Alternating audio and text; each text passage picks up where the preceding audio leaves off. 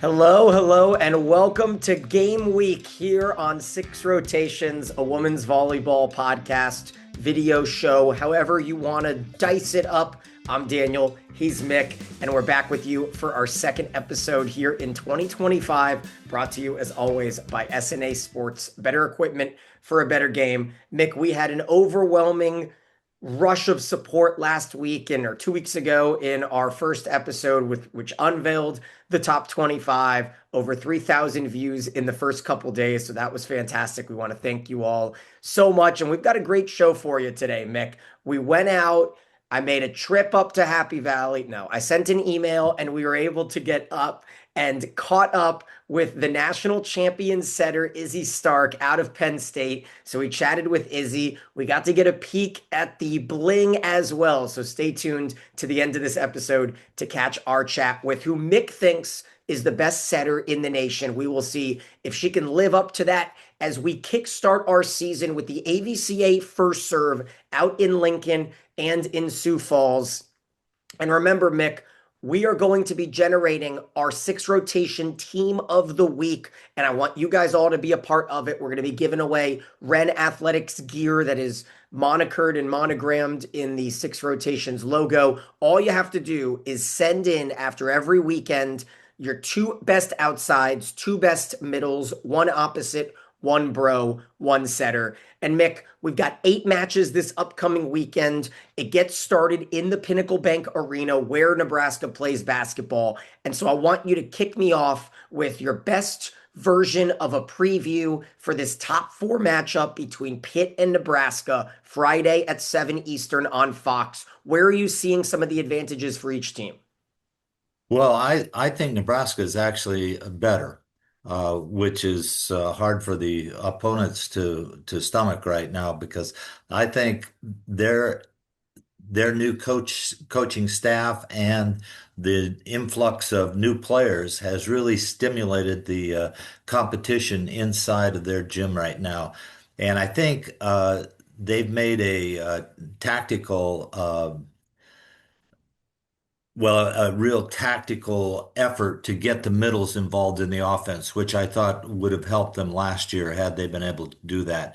So if that's true, Alick and the other middle that is so good off of one Jackson. foot, Yep, yeah, Jackson and Allen. Jackson, Andy Jackson, those two, if they can score, will really open things up. Plus, Landfair is being pushed. She may not get the starting spot on the left side. The freshman is really good.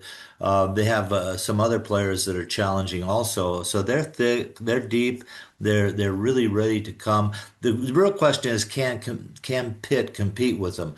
And losing Stafford, Pitt now has to fill a hole, point scoring hole on the left side, but they still have really good middle, really good player of the year candidate on the right side. And so this match, I want to watch just to see who steps up and what really happens here. I don't think Nebraska will be a finished product in this match, but I think they'll be excited to play. And Pitt's got to get in front of them if they're gonna stay in this match, I think. Oh, it'll certainly be emotional. Friday, 7 o'clock. Danny Busboom Kelly makes her Nebraska coaching debut in Lincoln. And with that, a tough decision. Now, I was able to kind of get a peek at the Nebraska versus their alumni match a couple days ago over the weekend in the Devaney Center. And in addition to Kelly Hunter completely balling out for the alumni, the question is who will wear the jersey for the Huskers? And they've got two great options. Lainey Choboy got the start as the bro. Olivia Malk took over for the final 2 sets. So it'll be an interesting kind of, I guess, unveiling on Friday to see who gets that call and whether maybe 2 liberos get utilized in that new rule that started last season. And Mick, aside from that, the returners are loaded, right? Jackson in the middle with Alec, Bergen Riley setting with Harper Murray and Taylor Landfair, and a couple big freshmen as well. I know Sigler is a number 1 recruit Yeah, out of the she's left really good. side. Yep.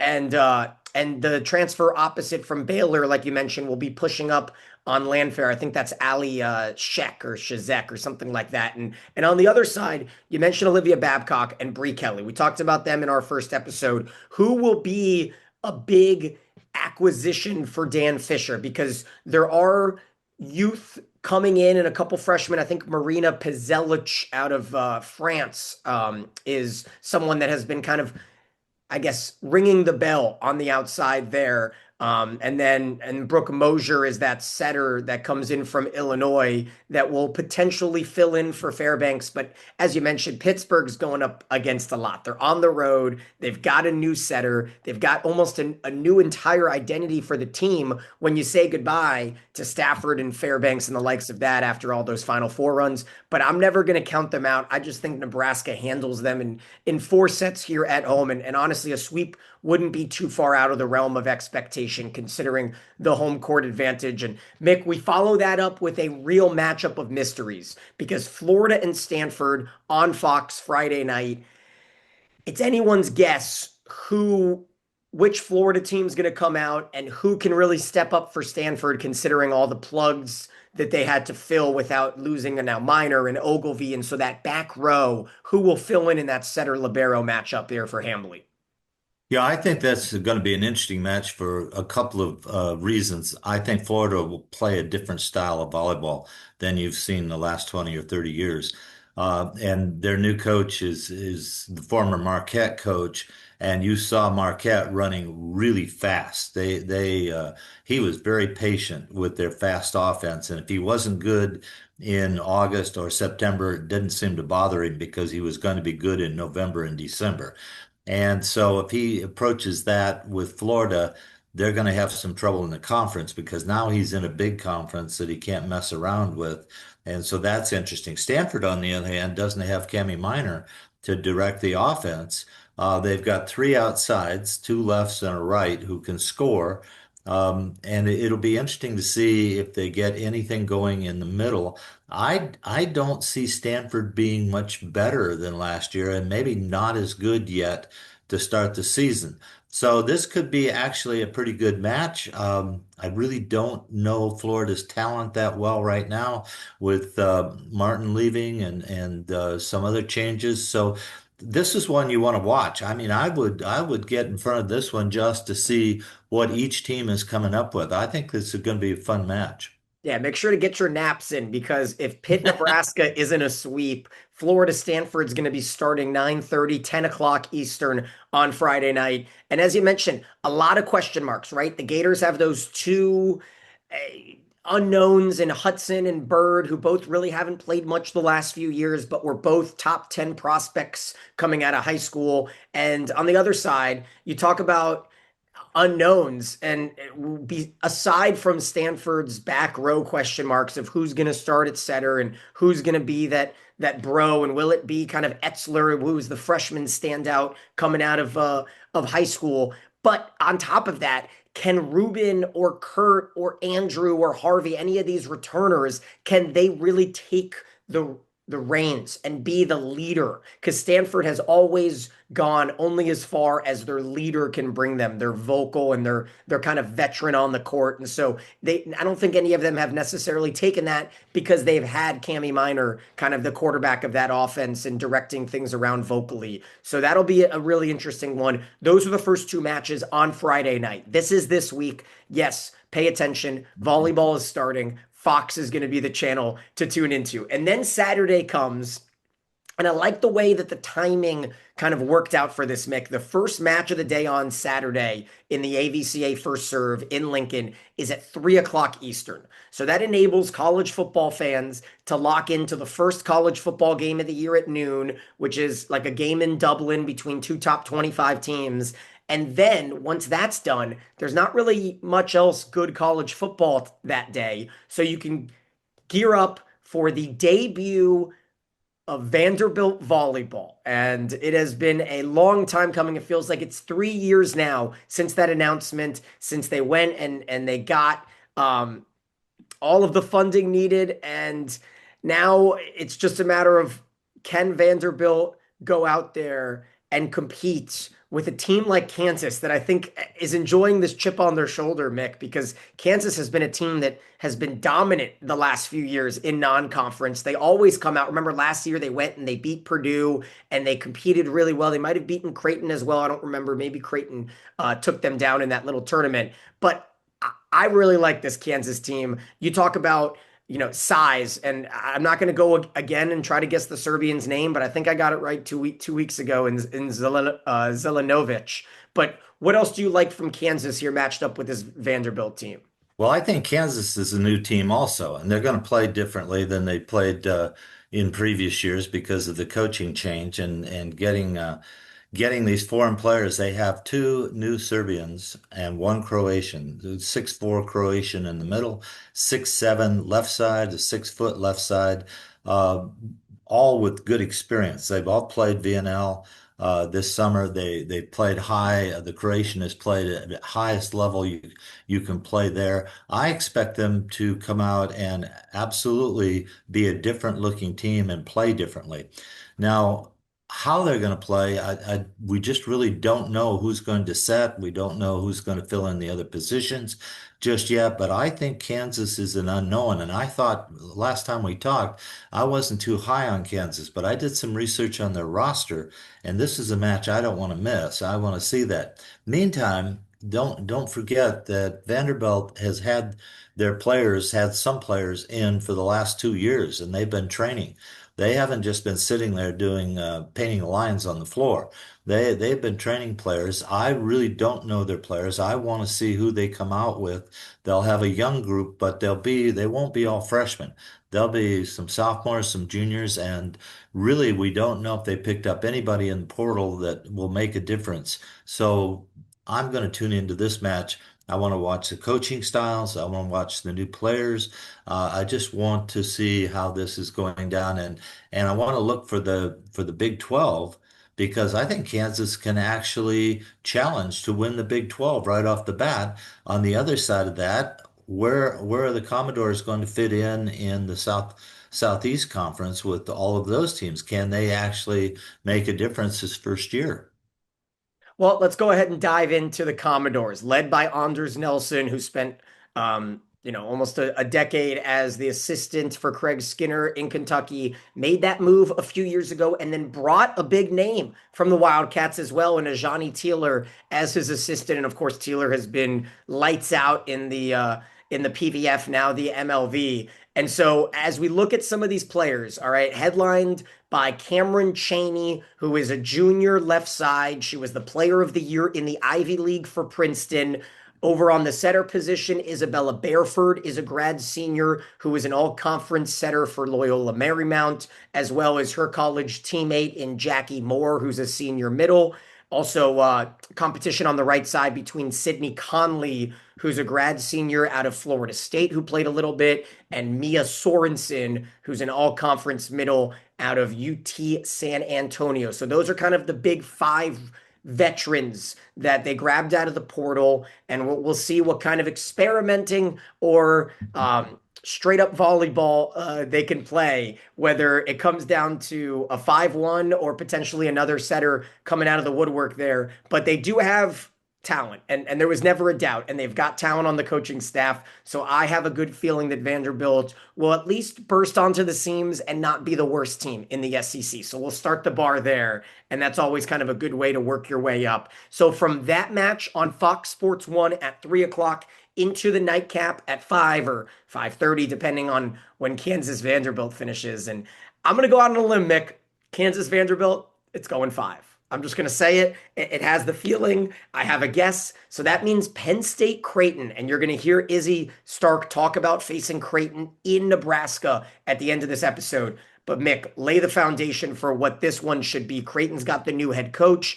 And of course, Penn State coming off of that championship win, matched up with Brian Rosen, who got the promotion from assistant to head coach at Creighton. And the Blue Jays, we talked about them last week. They've got kind of the one big returner in Ava Martin. And the question is, who else can fill in for the open gaps led by Norrisis?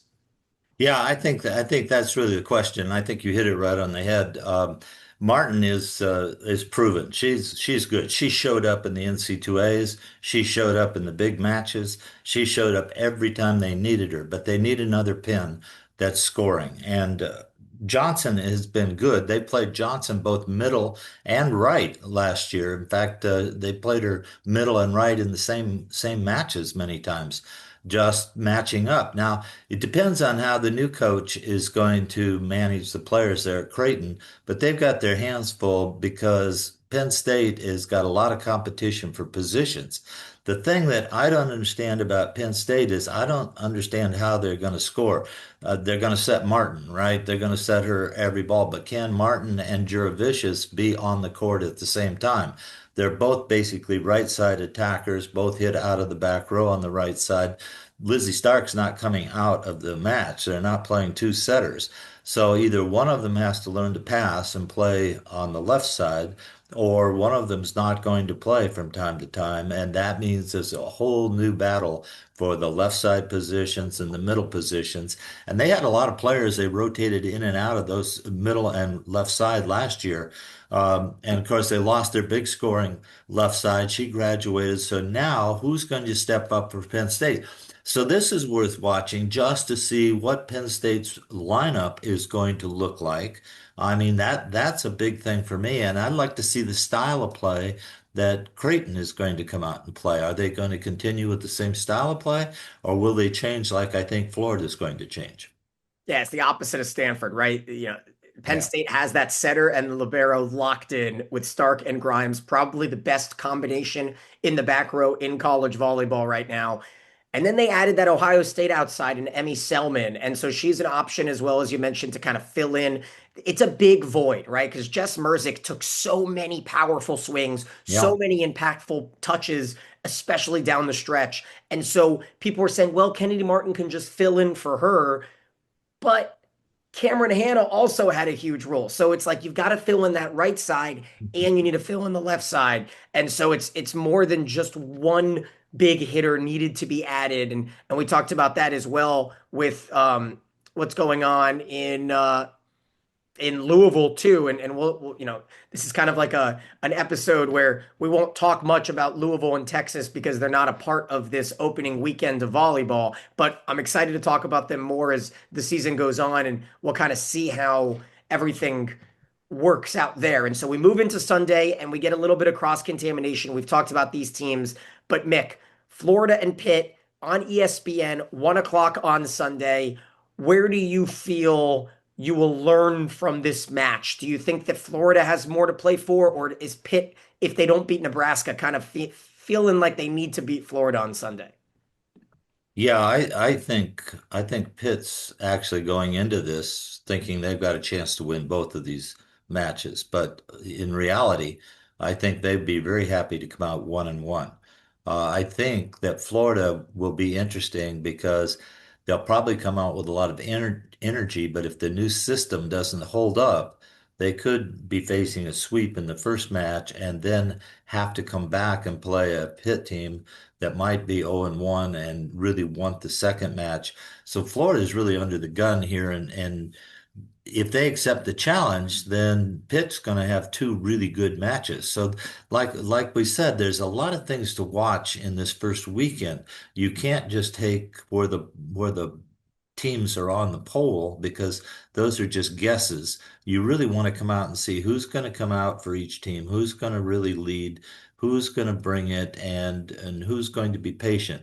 I was going to say one thing about Vanderbilt. If with Anders being with Skinner for so long, Skinner has a at Kentucky has a reputation as a slow starter. Those guys at Kentucky, they start slow every year, but by October, November, they're ready to play. And I wonder if Vanderbilt will come out that way too. And I'm looking to see how Florida comes out with the new coach. So there's a lot of things to watch here. I'm just anxious to see all of it.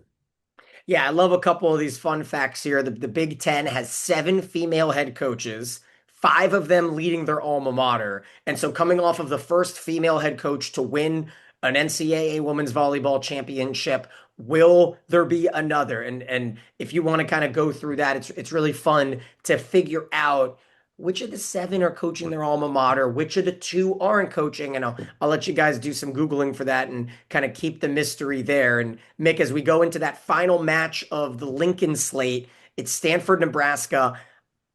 It would take a lot for Stanford to come into Lincoln and win in Lincoln, in my mind, after Nebraska's had a match under their belt. I wouldn't be surprised, though, to see Danny experiment with lineups, almost like the pro teams have done, where it's like, well, our first match, we're going to go with our A lineup, and our second match, we're maybe going to mix and match some things to get some freshmen involved. So that would be the one opportunity for Stanford to try to jump on it early if Nebraska sits some of their starters. I think we haven't talked about Adriana, the Italian player for Nebraska, the 6'5" right side, Mhm. who's played internationally for some time and is a big point scorer. I could see Kurt, the Turkish player for Stanford, and Adriana, the Italian player, in a kind of a standoff between each other. And because Nebraska is pretty much playing a number of the same players, their block is going to be good, if not better. I think that puts Stanford in a big hole if they can't run the middle. And passing will be a big deal. So, like you said, Ogilvy's not there to pass now. Who's going to pick that up? Kurt's going to have to pass a lot better for Stanford. So this is some real things for Stanford to try to figure out here. But we'll see. We'll see what Stanford has in the way of talent also in the other positions. So I like this matchup, but I think Nebraska's pretty strong here and probably gets a challenge at first from the left sides and the right sides of Stanford, but then wears them down. And if they can attack middle, that will really hurt Stanford's blocking. So Fox doubleheader Friday, FS1 doubleheader Saturday, ESPN doubleheader on Sunday, and then it moves to Sioux Falls, South Dakota on Monday. Starts at 6:30 Eastern on Big Ten Network. Penn State, Kansas. We talked about both of these teams. Should be a fun one. Again, should be a good test for Penn State to continue kind of playing with the crown on their head. And we talked to Izzy about being everybody's target. And then Mick, two teams we haven't talked about. Let's break it down. Texas A&M on Big Ten Network against Minnesota around 8:30 Eastern time, or depending on when the first match finishes. But we talked about A&M in our opening episode, and a team that you really like for Jamie Morrison coming into his fourth year out of the Sweet 16. In addition to Lednicki, where do you think the strength lies? Of course, all the seniors. Do you feel like it's a front row or a back row kind of led team? Well, I think that A&M has 6 to 7 returners, seniors coming back, and that's the part that you don't know about. There are two things to be aware of with A&M. They may come back and try to play immediately like they finished, going five in the semifinals of the regionals, and almost having a chance to get to the Final Four. But it doesn't work that way a lot of times. A lot of times you come back and you have to work through the season to get that rhythm and get everybody on the same page. A&M has one player we don't know about. They've brought a foreign player in also, and we don't know if that player can score or not. So we really want to watch A&M and M and see their style of play. They usually are a team that grinds. So for them to be good, they have to play a lot of matches under pressure. They'll lose some matches that we think they should win, I think. But Jamie doesn't seem to lose confidence in them at all when they don't perform like that. And he keeps training and keeps working on fundamentals so that by November, that's a team you probably don't want to play in the tournament. On the other hand, Minnesota is a team that I really like their talent. I've liked their talent, both left sides. I think I talked to you last time we were on about the both left sides and Wersher. Did I say it right this time? Wersher is Walker. Walker. How do you get Walker out of CH? Okay. Walker and the other left side, I just think those guys can score. They're now seniors. They're great athletes. Can they really help Minnesota get over the hump now and start playing at a really high level and be consistently good? And I think Minnesota could be a dark horse here. I think they are pretty good. I think A&M thinks they're going to be good. They've got that mindset that they want to be in the Final Four this year. So you've got two aspiring teams with senior leadership, both of them. I think it's a really interesting match to watch. Yeah, and we talk a lot of SEC. We didn't talk about it in our first episode, but the SEC will be bringing back their volleyball tournament for the first time since 2005, and that'll be November 21st to the 25th in Savannah, Georgia.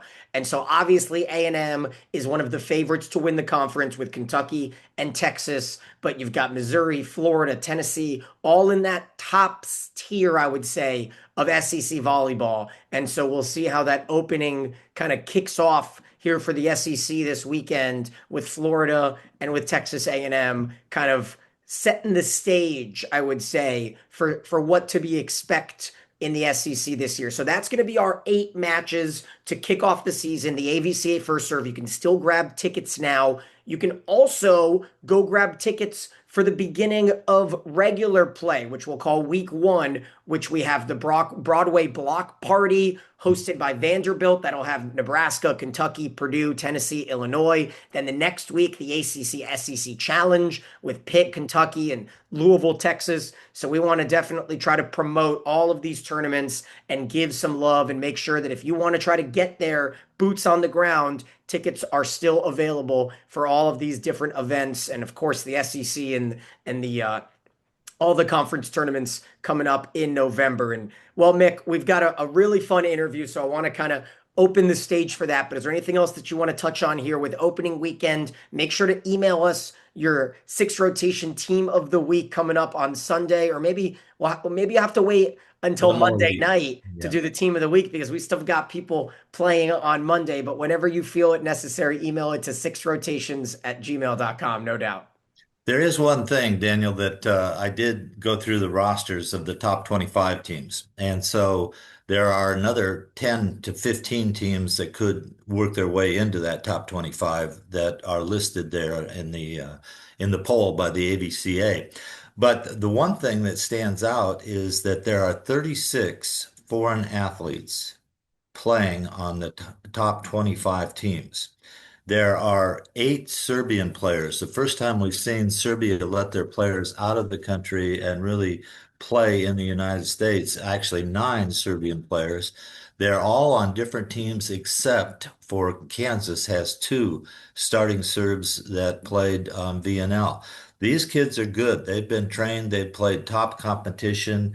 Everybody's got them. You won't be surprised, but you might be surprised that Georgia Tech has 7 foreign players, um, and only 2 Brazilians. They have Poles, they have Argentines, they have Canadians, they have a number of kids from different countries. So really, when we get a chance to see Georgia Tech, we want to learn the names and find out the positions because they've brought in a lot of different players.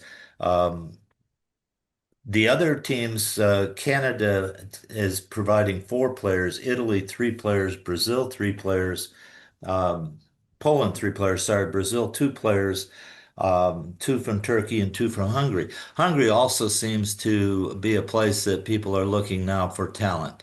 And so internationally now, collegiate volleyball is going to have a number of international players. And you want to watch the matches to see how they impact the level of play because I don't think the level of play is going to drop much this year.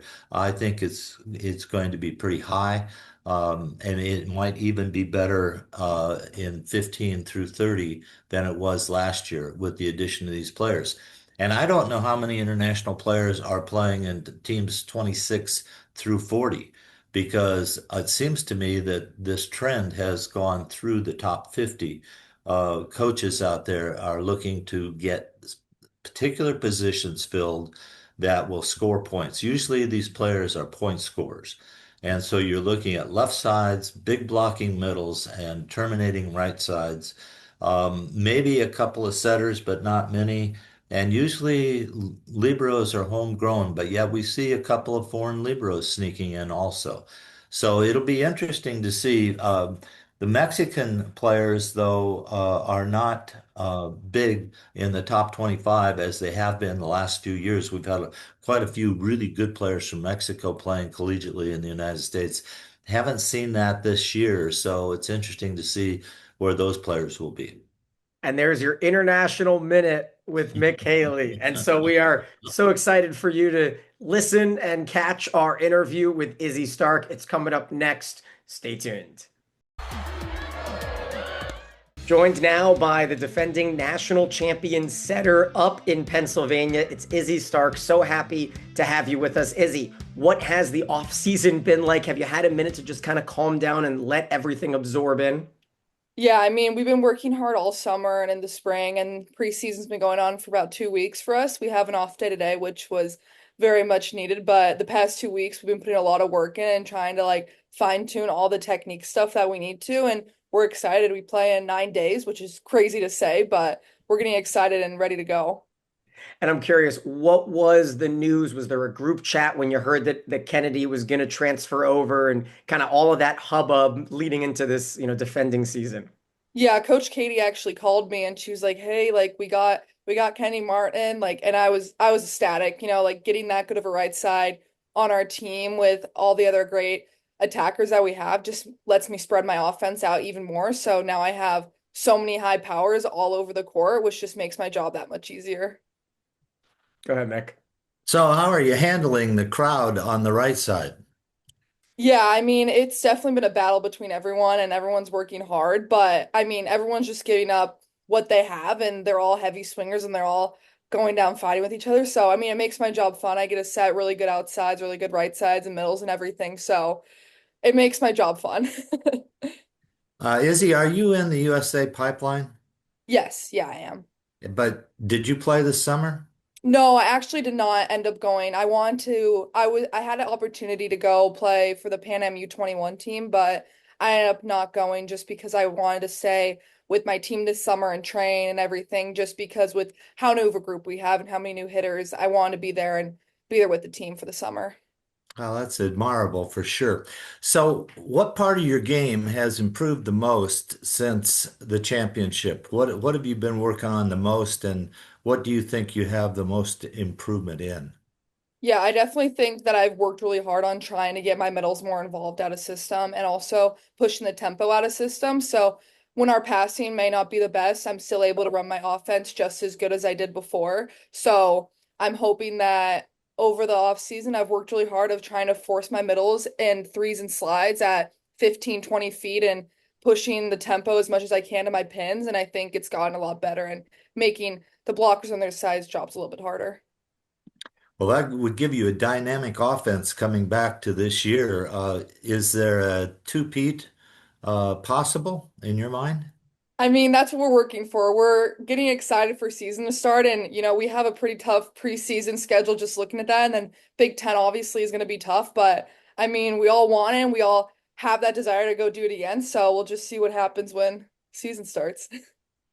Back to you, Daniel. Yeah, when you lead up to something that is as big as this first serve this season, and you got to go out to kind of like the volleyball capital in Lincoln and face a team that is probably going to have more fans than you guys in Creighton for that opener. How do you prepare to have that kind of set the stage for your season, knowing that everyone's going to be hunting your heads this year?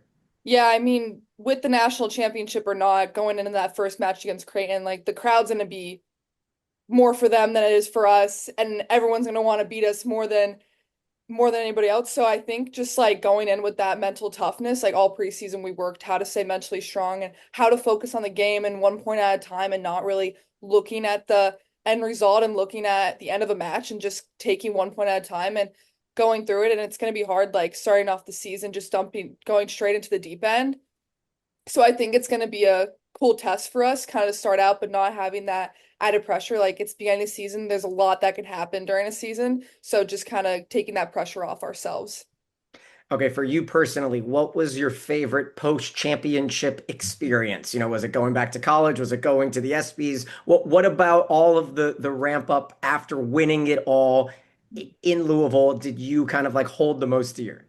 I think when we got off the plane after we won the championship, we were driving back into State College, and it was December 23rd, and we live in a college town, so everyone's going to be home for Christmas break and everything. So we weren't really expecting anyone to be there. And we pull up to Rec Hall, and there's probably like 100 fans outside just like waiting for us, which was just like the best feeling, like seeing the fan base that we have when it's 2 days before Christmas and everyone's out there supporting us and cheering us on. And it was just like such a great feeling to come back to see all the support we had.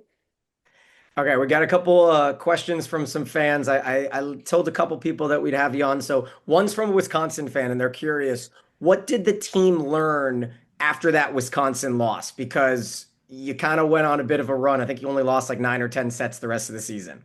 Yeah, I mean, that match definitely holds a place with us of how we just didn't perform how we wanted to.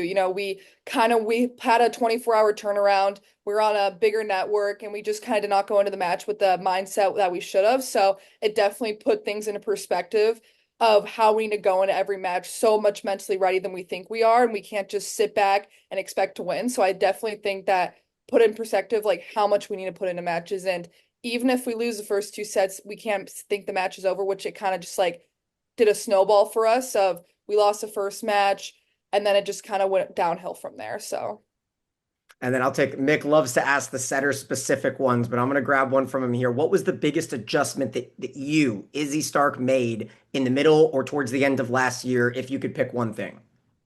I definitely think of my timing of dumping. I think at the beginning I wasn't that experienced in when I should dump and everything, and I kind of just did it whenever. And I think I put a lot more work into like when the right timing is, when the blocker is. I don't do it in serve receive as much because that's when the blockers are most ready. You have to do it in transition because people are moving around. So I think just like the timing of those, but also my blocking too, having to set up my block, how different hitters, different arm swings. It's not everyone moves at one same speed. So making those adjustments mid-season, I think to the Northwestern match was the same weekend as Wisconsin. I had a tough blocking weekend and it was because I faced so many different hitters. So going back in the gym and realizing how every hitter really hits different of just like not even the approach, but the arm swing and the way their arm moves. So How does that sound to you, Mick? Man, that sounds good to me, Izzy. I'm a big fan, and I think you're the best out there. So I'm excited to get this season started. Yeah, do you happen to have the ring with you? yes, I do. I have both the Big Ten and the national championship one. Okay. So this is the national championship one. Oh, it It has needs to be our- bigger. It needs to be bigger. and then the cool thing is it opens up and there's rec Ah, hall on the inside with like a little pendant trophy there. And then this is our Big Ten one. Very clean. And so Yeah. you could take out that little pendant and wear it kind of as like a necklace. Is You can that get a chain and then wear like the little trophy as a necklace, which is really cool. so you can't wear those rings and try to set because you won't be able to get your hands up Yeah, because exactly. I they're wore them so to Big heavy. Ten Media Day, and I swear my fingers were sore after with how heavy it you Yeah, know, and when you shake hands with people, that's when they really get you, right? Yeah. Yeah. gosh, that is such a cool thing to have it open up. I've got one more question from a fan here. How did you learn that one-handed push set that you do all the way across the court? It feels a little bit more international than American. Yeah, I mean, honestly, I just use my athletic ability like what it happens to be. Like I never really go and practice with the intention of I'm going to practice my one-handed sets. It's more of like the ball's tight, I want to save it. I go up, I only can get one hand up and I just use my strength and push it. And the same thing when I back set it. I know where my hitters are and when my outside hitter is down, I have my right side hitter, so I just end up pushing it back and it ends up working. So There we go. And one thing that we like to ask almost everyone that plays in the back row, who was the toughest opponent player to dig last season? Or maybe if you have one person that sticks out in the last few years, someone that when it comes off their hand, it is just a fireball. that's a tough one. There's a lot because there's a lot of tough.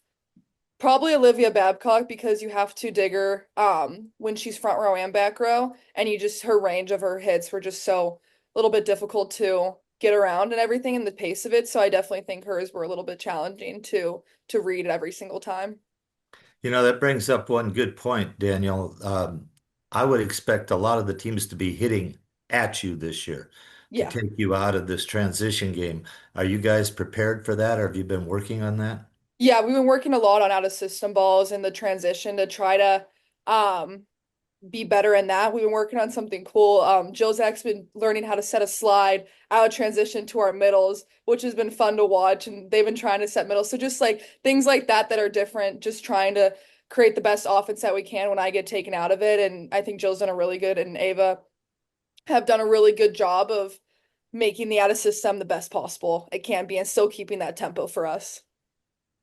Perfect. Izzy, thank you so much for joining us. It was a pleasure to chat. Yeah, thank you guys. Good All right, luck. Penn State, they kick off their season on Saturday at 5 o'clock Eastern on FS1. That'll be from Pinnacle Bank, so a big arena in Lincoln. Then you've got to head out to Sioux Falls for a Monday night matchup, 6:30 Eastern on Big Ten Network against Kansas. And again, we thank you so much. Congratulations again on all the success. Thank you. For Mick and Izzy, I'm Daniel, and this is Six Rotations.